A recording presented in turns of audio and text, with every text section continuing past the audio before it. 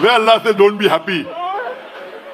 बिस्मिल्लाहिर्रहमानिर्रहीम। दीन स्पीचेस के मोअज़्ज़ज़ नाज़रीन, अस्सलामु अलैकुम। हमें अल्लाह ताला का शुक्र हर हाल में अदा करना चाहिए, यानी अल्लाह ताला की तरफ से जो भी इम्तिहान हम पर आता है हमें उसको खुशी के साथ और शुक्र अदा करके कबूल करना चाहिए। डॉक्टर जाकिर नाइक से एक लड़की ने एक तकरीब के दौरान सवाल करते हुए कहा कि कुरान में ऐसा क्यों लिखा है कि खुश नहीं रहना चाहिए। तो ये सुनकर डॉक्टर जाकिर नाइक काफी हैरत में आ गए कि कुरान में ऐसा तो कहीं नहीं लिखा हुआ। Do not be sad.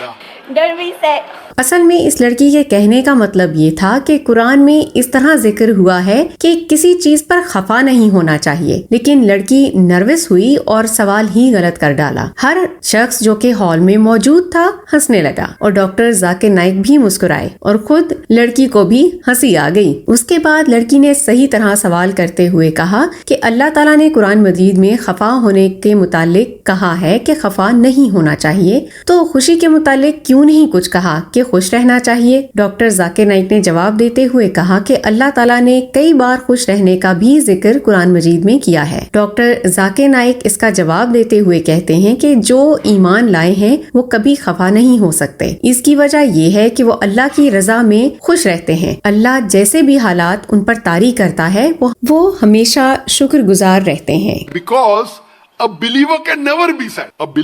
A true believer can never be sad because he believes in qadar of Allah. अल्लाह ताला को जो मुकर्रर करना होता है वो कर देता है और हमें उसी के साथ चलना चाहिए। हसद से दूर रहना चाहिए और हसद करना बहुत बड़ा गुनाह है, क्योंकि अगर अल्लाह ताला की तकसीम के साथ इख्तलाफ किया जाए तो वो शख्स सही मोमिन हो ही नहीं सकता, क्योंकि अल्लाह ताला बेहतर जानता है कि हमारे लिए क्या अच्छा है और क्या बुरा। डॉक्टर जाकिर नाइक ने इसको खूबसूरत मिसाल से समझाने के लिए कहा कि अगर आपको किसी कारोबार में मुनाफा होता है तो जाहिर है कि आप खुश होते हैं, लेकिन अगर नुकसान उठाना पड़ जाए तो भी खुश ही रहना चाहिए, क्योंकि ये अल्लाह की कदर है। When you make a loss, also don't be sad. It is the qadar of Allah.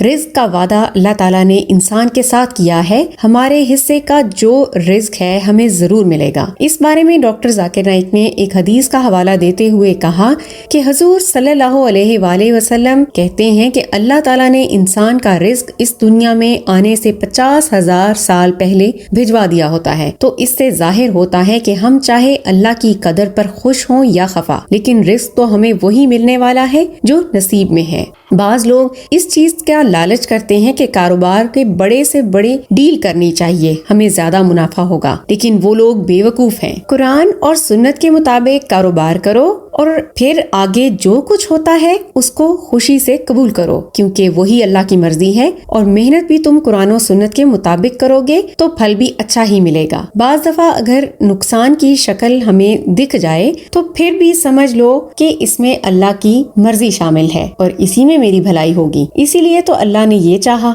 Allah has written the risk, you will get it. You cannot get 1 ringgit more.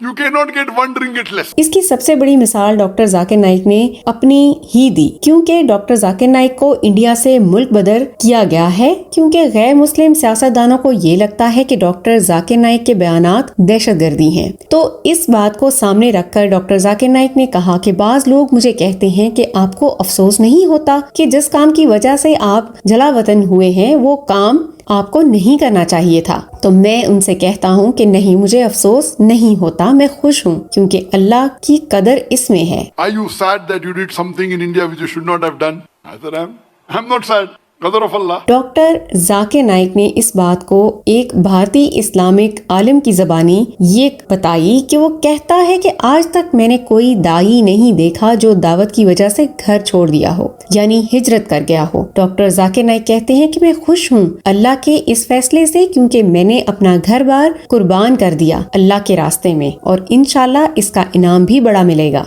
यही वजह है कि एक सच्चा मुसलमान कभी भी खफा नहीं होना चाहिए। वो बीमार हो या फिर सेहतमंद, चाहे गरीब हो या फिर अमीर, वो हर हाल में खुश रहता है। इन सब बातों को समझने के लिए ये बात जरूरी है कि हम अल्लाह ताला के इम्तिहान में हैं। अल्लाह हमें देखना चाहता है कि हम बुरे और अच्छे वक्त में क्या करते हैं। Because our creator Allah subhanahu wa ta'ala, it's mentioned in a qadar, we are undergoing a test. اللہ نے انسان کو اس دنیا میں امتحان کے لیے بھیجا ہے، ورنہ اللہ تعالیٰ ہر چیز پر قادر ہے۔ نہ اللہ کو ہماری عبادت کی ضرورت ہے اور نہ اذکار کی، کہ وہ چاہتا تو سب کو جنت یا دوزخ دے سکتا تھا، لیکن ان سب میں پھر امتحان کہاں ہوتا؟ اللہ تعالیٰ نے قرآن مجید میں فرمایا کہ اللہ تعالیٰ نے زندگی اور موت بنائی ہے تاکہ انسانوں کا امتحان لے سکیں کہ کون اچھا ہے اور کون برا۔ اب اگر کوئی انسان زیادہ پرہیزگار ہے تو اس کا امتحان بھی مشکل ہوگا، لیکن اگر وہ امتحان پاس کر لیتا ہے تو پھر اس کا انعام بھی بہت بڑا ہوگا۔ اور یہی وجہ ہے کہ ایک اچھا اور صحیح مسلمان ہر حال میں خوش رہتا ہے، کیونکہ وہ جانتا ہے کہ سب اللہ کی مرضی سے ہوتا ہے۔